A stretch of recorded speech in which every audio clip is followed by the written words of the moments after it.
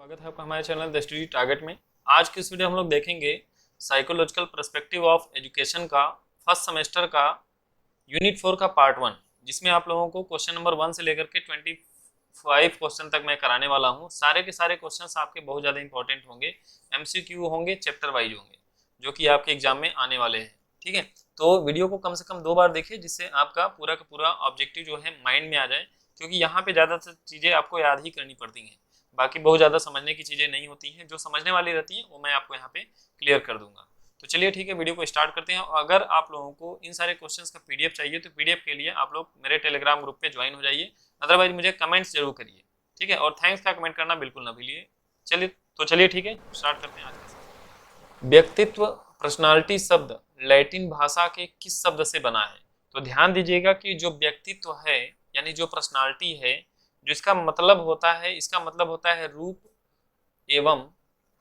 एवं गुणों का समष्टि, यानी रूप एवं गुणों का ये क्या होता है? मिक्सचर होता है, समष्टि होता है। ठीक है, और इस किस शब्द से मिलकर बना है? परसोना, परसोना शब्द से मिलकर के बना हुआ है।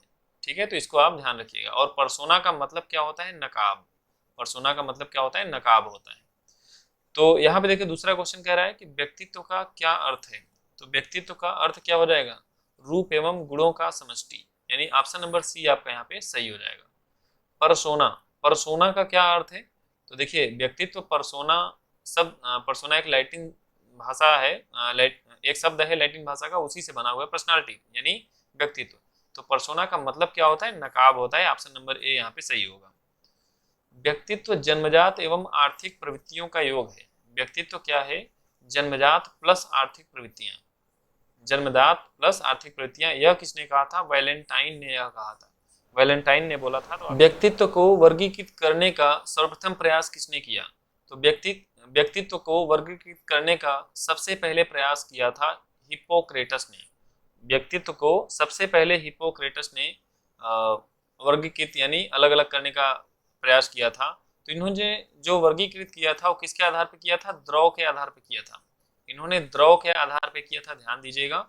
और यहाँ पे आपको एक और मिलेगा।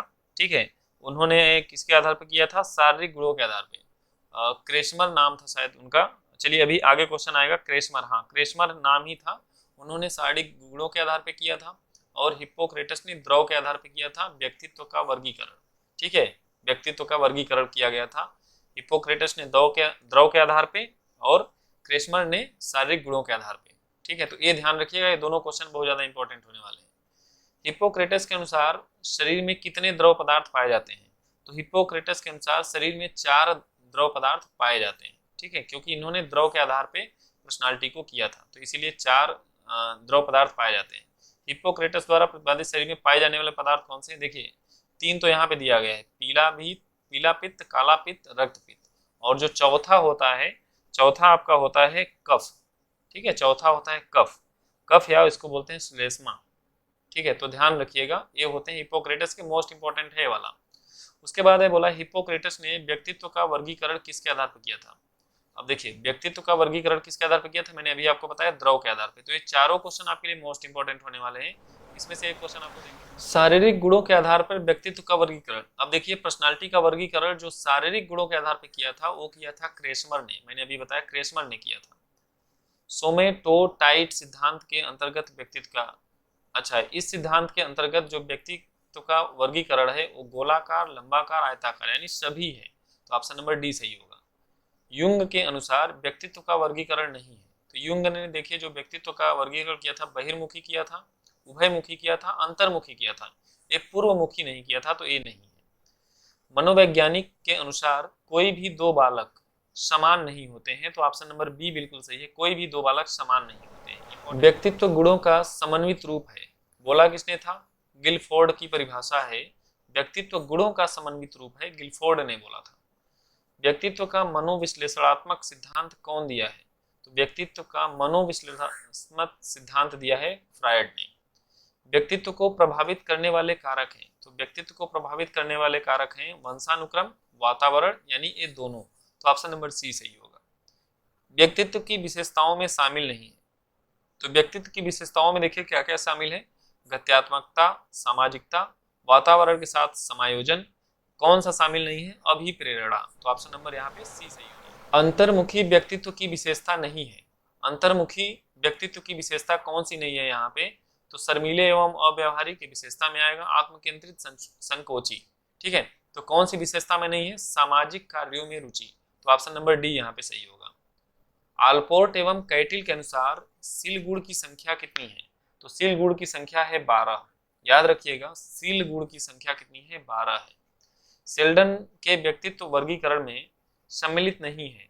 तो देखिए, गोलाकार, लंबाकार, आयताकार सम्मिलित है, चौगाकार सम्मिलित नहीं है। तो ऑप्शन नंबर डी यहाँ पे सम्मिलित नहीं होगा, यानी गलत है। सही है इस वाले क्वेश्चन का। अंतःस्रावी ग्रंथियां हैं।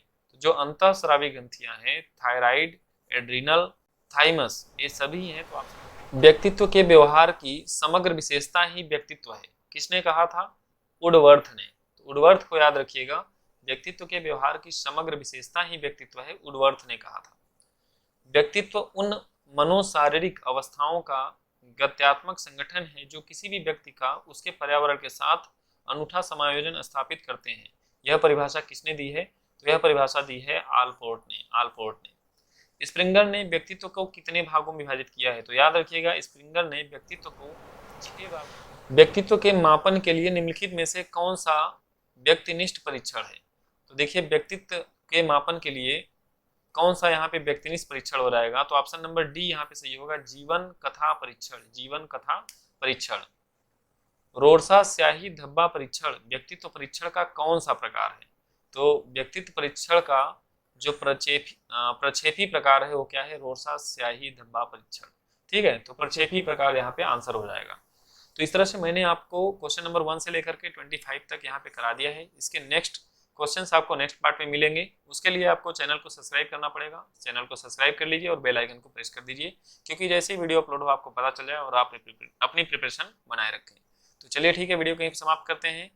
Okay, thanks for watching.